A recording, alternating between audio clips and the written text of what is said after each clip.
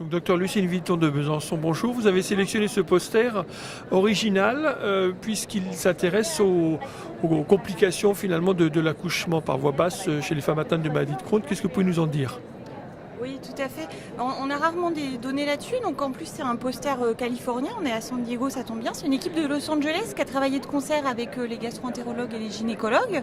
Et puis, ils ont étudié le devenir des femmes qui accouchaient par voie basse et qui avaient une maladie de Crohn.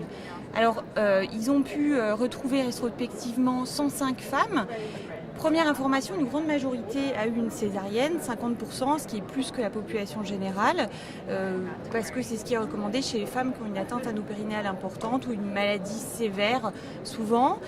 Parmi les femmes qui avaient un accouchement par voie basse, les données intéressantes et rassurantes pour nos patientes, c'est que ces femmes, dans l'année qui suivent l'accouchement, n'ont pas eu plus de poussée anopérinéale, de poussée de la maladie ou de découverte de maladie anopérinéale. Notamment, ils décrivent qu'ils ont utilisé des instruments, donc forceps et ventouses, et que les suites ont été très bonnes. Alors, il faut dire que les malades étaient probablement sélectionnés. Seulement 2 patientes avaient une maladie anopérinéale probablement cicatrisée. Donc un message plutôt rassurant pour les femmes qui vont accoucher par voie basse et qui ont une maladie inflammatoire intestinale. Tout à fait, je pense que quand le dialogue est bon entre le gastro-entérologue et le gynécologue, cette option est tout à fait valable et ces données de suivi sont rassurantes. Merci.